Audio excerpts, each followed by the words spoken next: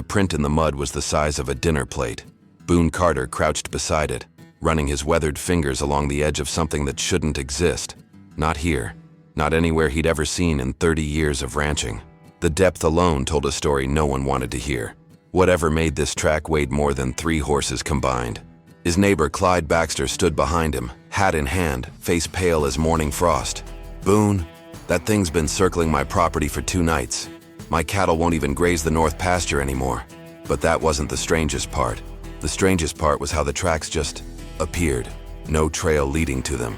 No trail leading away. Just perfect impressions in the soft earth, as if something had dropped from the sky. Boone straightened slowly, his knees protesting the movement. Around him, 5 other ranchers shifted nervously, their horses stamping and snorting at scents their riders couldn't detect. The morning air carried something different, not quite animal, not quite familiar. It made the hair on his arms stand up in ways he couldn't explain. "Started 3 days ago," Clyde continued, his voice barely above a whisper. "Found the first ones near my water trough. Thought maybe it was someone playing tricks, you know? But then," he gestured toward a nearby fence post. The wood was splintered at shoulder height, gouged by something with incredible force. Whatever did that wasn't joking around. Gideon Flint dismounted and approached the track, his experienced hunter's eye taking in details the others missed. "Never seen anything like it," he muttered, kneeling beside the impression. "Pattern's wrong for bear, too wide for buffalo. And look here."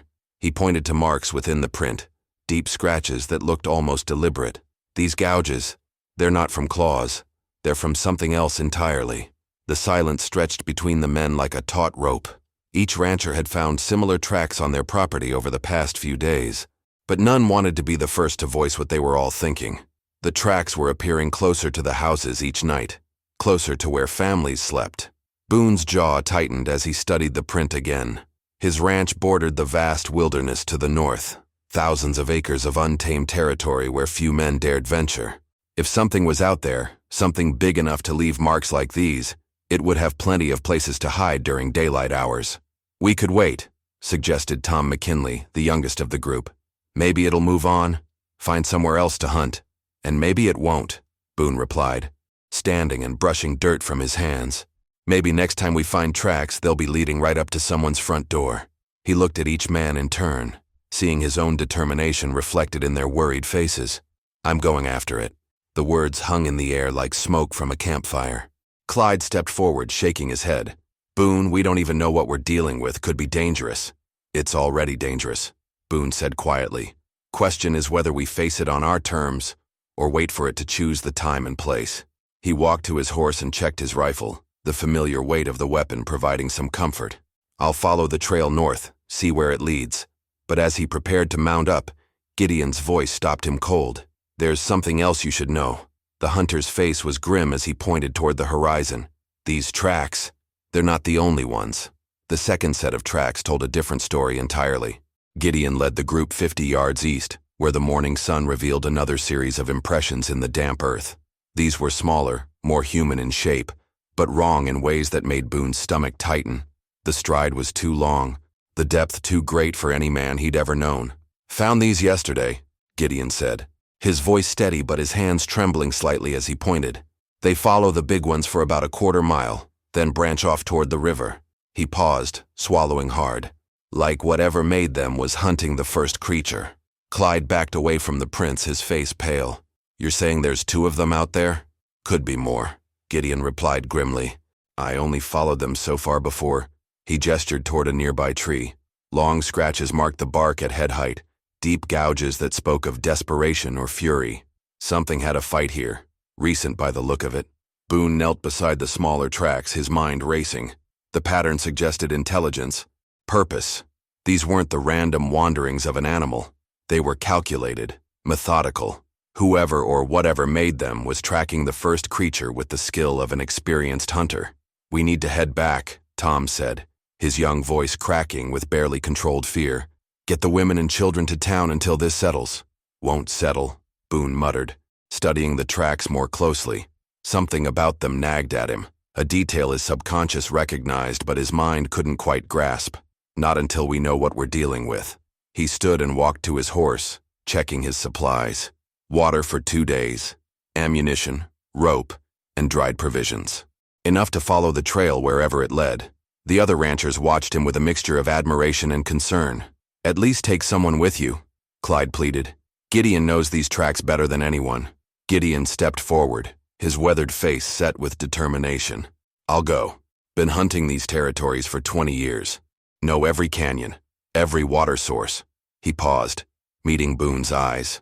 "Besides, something about these tracks." He shook his head. "I need to see where they lead." As the two men prepared their horses, Tom grabbed Boone's arm.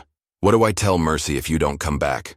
Boone looked toward his ranch house in the distance, where smoke rose from the morning cooking fire. His wife would be preparing breakfast, unaware that her husband was about to ride into territory no civilized man should enter. "Tell her I went to make sure she stays safe." The trail led north, just as Boone had expected. But as they rode deeper into the wilderness, following the strange double track through increasingly rough terrain, Gideon made a discovery that changed everything. "Boone," he called out, dismounting near a cluster of rocks. "Come look at this." The tracks here were clearer, more defined in the soft earth between the stones, and for the first time, Boone could see details that made his blood run cold. The smaller prints weren't just human-shaped, they were human. Boot prints, with a distinctive pattern he recognized from the general store in town. But they were pressed deep into the ground as if made by someone weighing twice what any normal man should weigh. "Someone's been following that creature," Gideon said quietly. "Someone from our own town." He looked up at Boone, fear plain in his eyes. "But the question is, are they hunting it or working with it?" The boot pattern belonged to Marcus Webb, the town blacksmith. Boone recognized the distinctive wear marks from countless visits to the forge, where Marcus had shod his horses and repaired his tools for over a decade. But that recognition brought more questions than answers, because Marcus Webb weighed maybe 160 pounds soaking wet, and these prints suggested someone twice that size. "Marcus disappeared 3 days ago," Gideon said quietly, his voice barely audible over the wind rustling through the canyon walls. "His wife came looking for him at my place yesterday morning. Said he went out to check his traps and never came back." The trail led them deeper into the wilderness, through territory that grew more treacherous with each mile. Here, the landscape changed from rolling grassland to rocky canyons and steep ravines, where shadows lingered even at midday. The horses moved nervously, ears constantly swiveling toward sounds their riders couldn't hear. As they climbed higher into the hills, following the dual track through increasingly narrow passages, Boone noticed something that made his skin crawl. The creature's massive prints were growing fresher, the edges sharper and less weathered. They were gaining ground. "Look here," Gideon called out, dismounting near a cluster of boulders. Blood. Dark stains marked the rocks, still wet enough to glisten in the filtered sunlight. But it wasn't the presence of blood that worried Boone. It was the amount. Whatever had bled here had lost enough to kill a horse. "Human?" Boone asked, though he dreaded the answer. Gideon dabbed a finger in the stain and examined it closely. Hard to tell. Color's right, but he frowned, wiping his hand on his pants. Something's not normal about it. Consistency's wrong. They followed the blood trail for another 100 yards, watching it grow heavier and more frequent. The massive creature tracks were joined by clear signs of struggle. Gouged earth, broken branches, rocks displaced by something thrashing in desperation or rage. Then the trail ended. Not gradually, not fading into rocky ground where tracks couldn't hold. It simply stopped, as if whatever they'd been following had vanished into thin air. The last clear prints sat in a patch of soft earth beside a steep cliff face, but beyond that point nothing. "That's impossible," Gideon muttered, walking in circles around the final tracks. "Nothing just disappears. There has to be a trail." Boone studied the cliff wall, looking for any sign of a path or cave entrance. The rock face rose straight up for 40 feet, too steep for anything to climb, without leaving obvious marks. Yet somehow, both the creature and Marcus Webb had simply vanished. Maybe they went over the edge, Gideon suggested, peering down into the ravine below. Could have fallen during the struggle. But when they checked the bottom of the canyon, they found no bodies, no debris, no sign that anything had ever fallen from above. Just more questions and a mystery that seemed to grow more impossible with each discovery. As the afternoon sun began its descent toward the western peaks, casting long shadows across the canyon floor, Boone made a decision that would haunt him for the rest of his life. "We camp here tonight," he said. unsaddling his horse near a protective outcropping of rock. Whatever happened here, it happened recently. They might come back. Gideon stared at him as if he'd lost his mind. Boone, we don't even know what we're dealing with. Could be dangerous to stay. Everything about this is dangerous, Boone replied, checking his rifle once more. But running back to town won't protect our families if that thing decides to visit them instead. As darkness began to fall over the canyon, bringing with it sounds that no earthly creature should make, both men realized they might have made the worst mistake of their lives. Because something was moving in the shadows above them, something that knew they were there. The sounds started just after midnight, not the familiar calls of night birds or the distant howls of coyotes, but something else entirely, a rhythmic scraping against stone that seemed to echo from multiple directions at once. Boone lay motionless in his bedroll, rifle clutched across his chest, straining to pinpoint the source. Beside the dying campfire, Gideon was equally alert, his eyes scanning the canyon walls above them. The scraping grew louder, more deliberate, as if something large was moving along the cliff face with impossible ease. There, Gideon whispered, pointing toward a ledge 30 feet above their position. Movement on the ridge. A figure appeared in silhouette against the star-filled sky, unmistakably human in shape but wrong in proportions. Too tall, too broad, moving with a strange lurching gait that spoke of injury or worse. As it passed through a patch of moonlight, Boone caught a glimpse of tattered clothing and what might have been Marcus Webb's distinctive red flannel shirt. "Marcus?" Boone called out softly. "Marcus Webb?" The figure stopped, head turning toward their camp with a motion so sharp and sudden it seemed almost mechanical. For a long moment silence stretched between them like a held breath. Then the figure raised one arm and pointed directly at their position. "Help!" The voice that drifted down from the ledge was Marcus Webb's, but distorted, strained, as if speaking caused him great pain. "Can't control." Gideon was already moving, gathering rope and climbing gear from his pack. "We have to get up there. He might be hurt." But as they prepared to scale the cliff face, the scraping sounds returned, this time from behind them. Both men spun toward the canyon entrance, where another figure emerged from the shadows, this one moving on all fours with a speed that defied human anatomy. The creature that had been leaving the massive tracks was no creature at all. It was a man, or what had once been a man, wearing some kind of crude apparatus that enlarged his frame and added weight to his movements. Wooden stilts were strapped to his legs, extending his height by several feet. His arms were encased in what looked like modified bear traps, adding bulk and creating the massive claw marks they'd been following.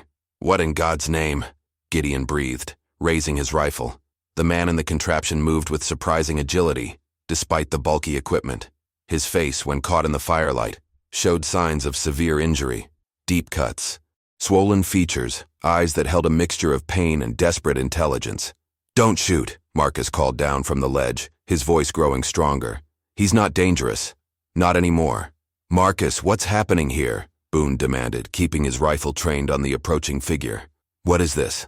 "Experiment," Marcus replied, beginning a careful descent from the ledge. "Government men came through last month, paid good money for volunteers to test new equipment, said it was for exploring dangerous territory, places too rough for normal men." The man in the contraption stopped just outside the circle of firelight, breathing heavily.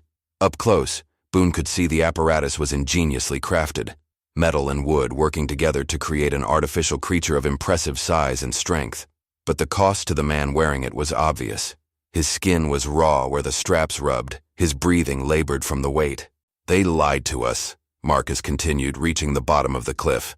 "Said the equipment would make us stronger, better able to handle frontier work. Instead, it's killing us. Can't get it off.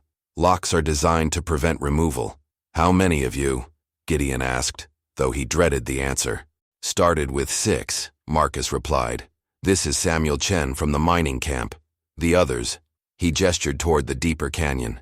"They didn't survive the modifications."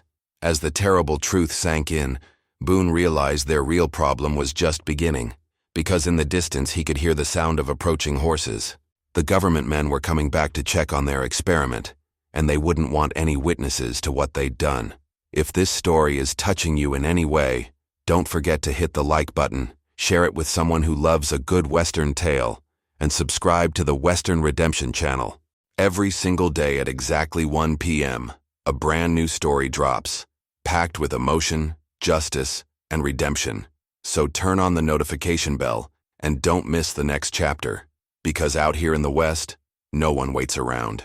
The horsemen appeared at the canyon entrance like shadows given form, 6 riders in dark uniforms, moving with military precision through the narrow passage. Their leader, a tall man with steel-gray hair and cold eyes, surveyed the camp with the calculating gaze of someone accustomed to cleaning up problems. "Colonel Harrison?" Marcus whispered, terror evident in his voice. "He's the one who recruited us." Boone and Gideon exchanged grim looks. They were outnumbered, outgunned, and trapped in a canyon with only one exit. The government men had chosen their testing ground well, isolated, defensible, and far from any help. "Gentlemen," Colonel Harrison called out, his voice carrying easily across the distance, "you've wandered into a restricted area. I'm afraid I'll have to ask you to come with us. We're just ranchers," Boone replied, keeping his rifle ready but not openly threatening. "Following tracks that were threatening our livestock." Harrison laughed, a sound devoid of warmth. "Yes, I imagine those tracks were quite concerning.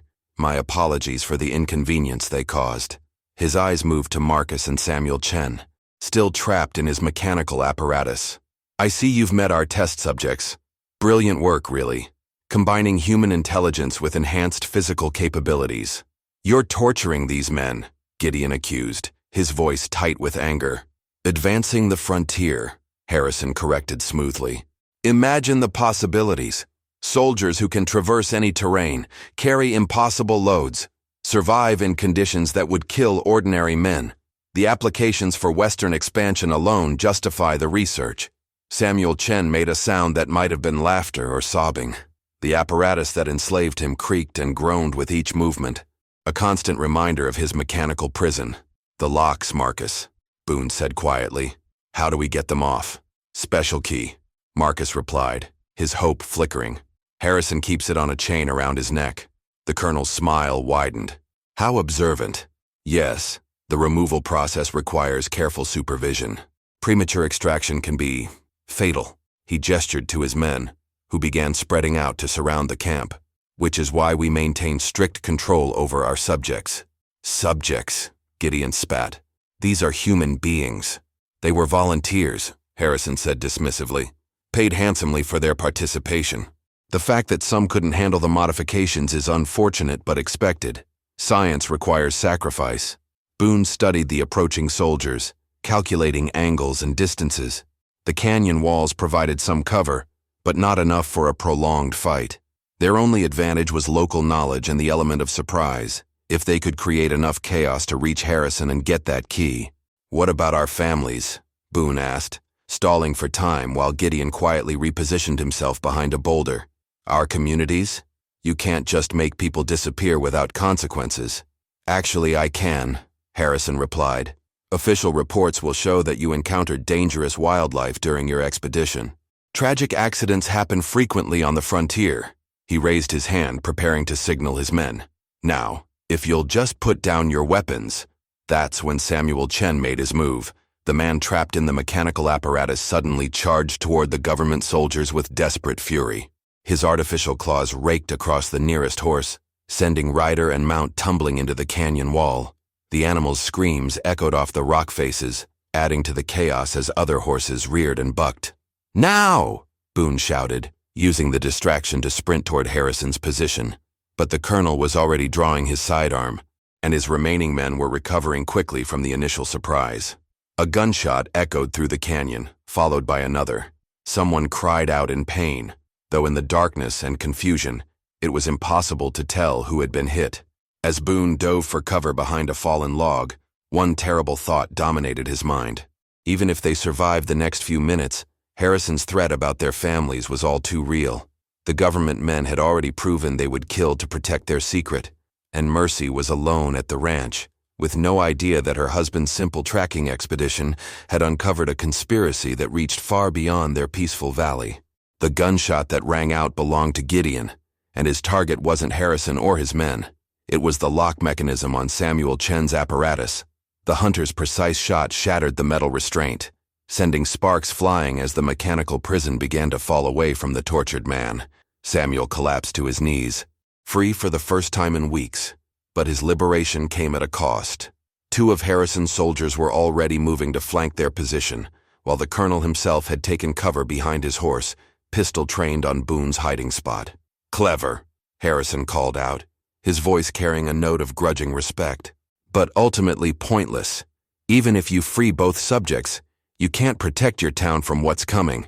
"What's coming?" Marcus demanded, struggling to remove the last pieces of his own apparatus, now that Samuel's example had shown it was possible. Harrison's laugh was cold as winter wind. "Did you think this was our only test site? We have facilities throughout the territory, Mr. Webb, each one designed to push the boundaries of human enhancement."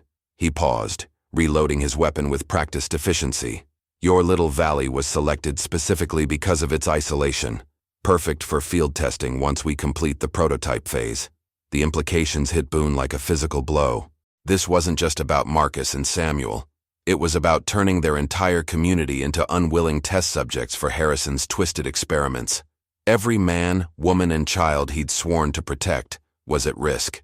"You're insane," Gideon spat, keeping his rifle trained on the nearest soldier. "I'm practical," Harrison corrected. "The frontier demands new approaches, new capabilities. Traditional colonization methods are too slow, too costly in human lives. My modifications create soldiers who can survive anything the wilderness throws at them."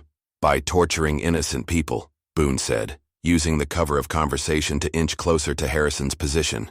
The key around the colonel's neck glinted in the firelight, their only hope for completely freeing Marcus and Samuel. "By advancing civilization," Harrison replied firmly.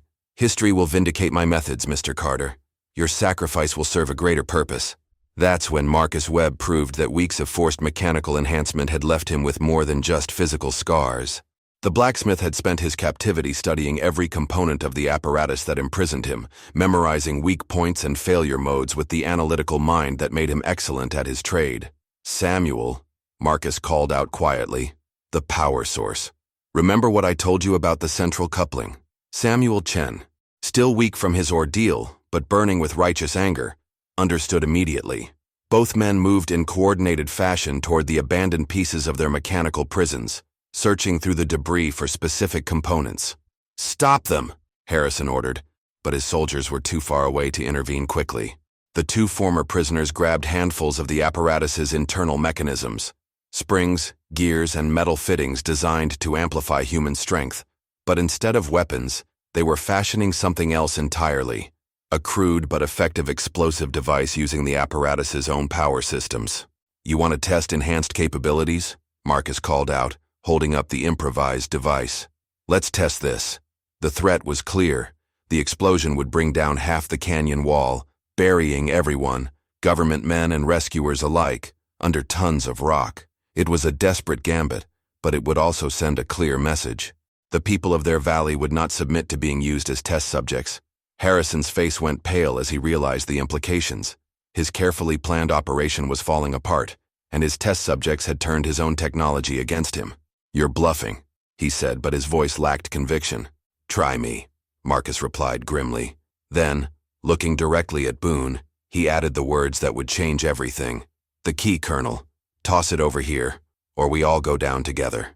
In the tense silence that followed, the sound of approaching horses echoed from deeper in the canyon. But these riders weren't government reinforcements. They were the ranchers from town, led by Tom McKinley, who had refused to abandon their friends to whatever fate awaited in the wilderness. The sound of hoofbeats echoing through the canyon brought 12 armed ranchers into view, their faces grim with determination. Tom McKinley led the group, rifle ready, his young features hardened by the realization that their peaceful valley faced a threat beyond anything they'd imagined. "Thought you might need backup," Tom called out, surveying the tense standoff between Harrison's men and the desperate group around the campfire. Colonel Harrison's tactical advantage evaporated instantly. His 6 soldiers were now outnumbered 2-to-1 by men who knew every inch of this territory and had spent their lives protecting what mattered to them. The colonel's cold confidence began to crack as he reassessed his rapidly deteriorating situation. "Federal authority," Harrison declared, raising his voice to address the new arrivals. "These men are interfering with a classified military operation. Anyone who assists them will be charged with treason." "Military operation?" Clyde Baxter rode forward, his weathered face twisted with disgust. Torturing our neighbors is what you call military? We call it something else entirely. The ranchers spread out with practiced efficiency, surrounding Harrison's remaining soldiers. These were men who had faced down cattle thieves, hostile wildlife, and the countless dangers of frontier life. Government agents in fancy uniforms didn't intimidate them. "The key, Colonel," Marcus repeated, still holding his improvised explosive device. "Last chance." Harrison's hand moved instinctively toward the chain around his neck, but his military training warred with his survival instincts. Surrender meant court-martial and disgrace. Fighting meant almost certain death in this remote canyon. "You don't understand what you're destroying," he said desperately. "This technology could protect thousands of settlers, open up territories that are currently too dangerous to explore. The applications are limitless." "The applications are evil," Gideon replied firmly. "No technology is worth this kind of suffering." Samuel Chen, still weak but determined, struggled to his feet with help from Tom McKinley. "How many others?" he asked Harrison. "How many more men are trapped in those contraptions?" For the first time, genuine emotion flickered across the colonel's face. 43 active subjects across 7 facilities, another dozen lost during the modification process. The number hit the ranchers like a physical blow. Nearly 60 men, mostly volunteers lured by promises of good pay and meaningful work, had been subjected to Harrison's twisted experiments. The scope of the conspiracy was staggering. "Locations?" Boone demanded, stepping out from behind his cover. "We need the locations of every facility." "I won't betray my mission," Harrison said. But his voice lacked conviction. The weight of his situation was becoming impossible to ignore. That's when Marcus Webb made the decision that would end the standoff. The blacksmith, his hands steady despite weeks of torture, carefully adjusted his improvised device and tossed it, not at Harrison, but at the colonel's feet. 5 seconds, Marcus announced calmly. "That should be enough time to throw us the key and save everyone's life." The device lay smoking in the dirt, its internal mechanisms ticking ominously. Harrison's soldiers backed away instinctively, their training warring with their desire for self-preservation. 4 seconds, Marcus continued. Harrison's nerve finally broke. With a curse that echoed off the canyon walls, he yanked the chain from around his neck and threw the key toward Marcus's position. "There, are you satisfied?" Marcus caught the key and immediately used it to remove the last restraints from his own apparatus. The relief on his face was profound as the mechanical prison finally released its grip.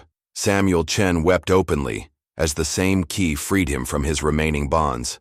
But their celebration was premature. As the ranchers moved to secure Harrison and his men, the colonel pulled a small device from his vest pocket, a telegraph key connected to a portable transmitter. "Even if you stop me," he said with a bitter smile, "the other facilities will continue their work, and when my superiors don't receive my scheduled report," he began tapping out a coded message. The signal he was sending would alert every government facility in the territory that their operation had been compromised. Within hours, dozens of test subjects would be eliminated to prevent exposure, and the entire conspiracy would disappear into the shadows of official denial, unless someone could reach those facilities first and free the remaining prisoners before Harrison's warning arrived. Boone Carter looked at the faces around him, his neighbors, his friends, men who had risked everything to help rescue 2 people they barely knew. The decision he made next would determine whether Marcus and Samuel's suffering had served any greater purpose. "Tom," he said quietly, "how fast can you ride to the nearest town with a proper telegraph office?" Tom McKinley didn't hesitate. 6 hours hard riding to Millbrook. Telegraph office stays open all night. He was already turning his horse toward the canyon entrance, understanding the urgency without need for explanation. "Send word to every sheriff, every marshal, every federal judge you can reach," Boone called after him.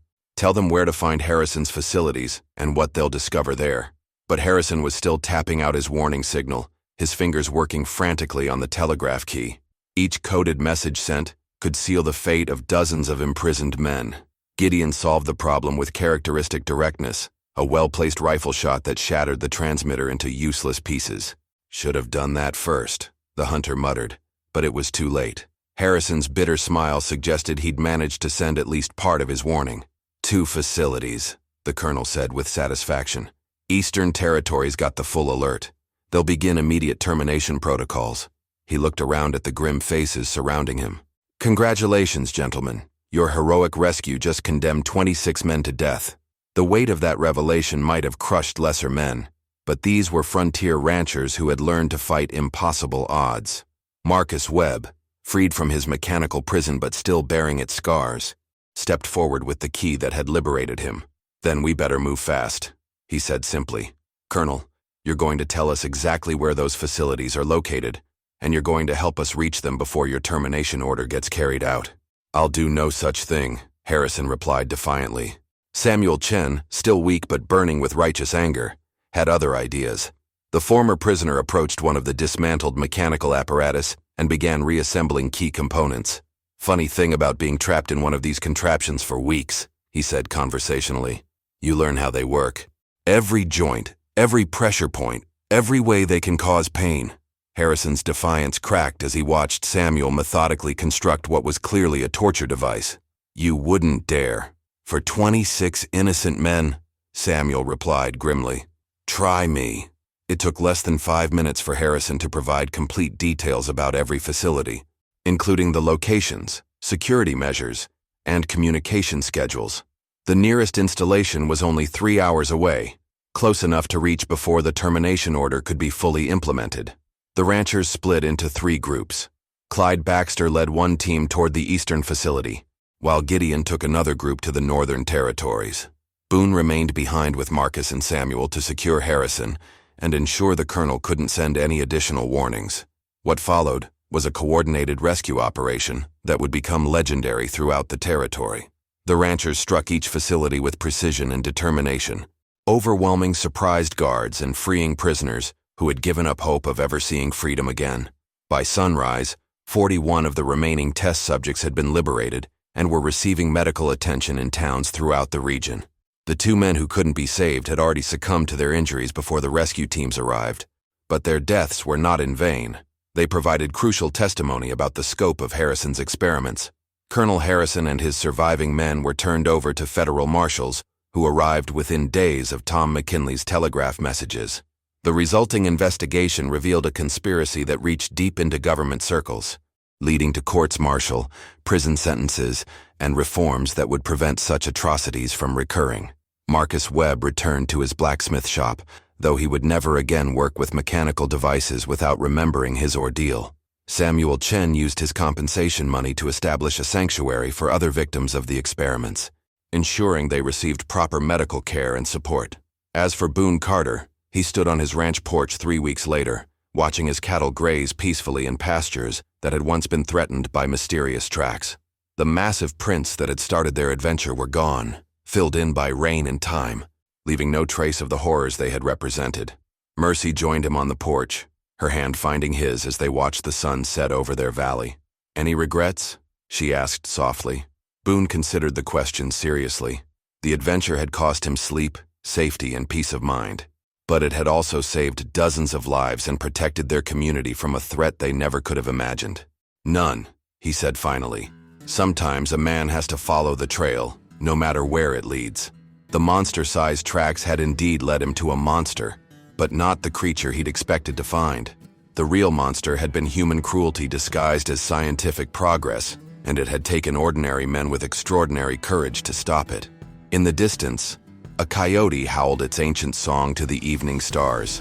This time, Boone recognized the sound for what it was, the voice of the wild frontier, dangerous but honest, unlike the human monsters who had tried to corrupt it. If you enjoyed this story, click the video on your screen now to watch another unforgettable tale, where courage and determination collide in ways you never expected. Don't forget to subscribe and consider a super chat to help us keep bringing you more stories like these. Your support means everything to us.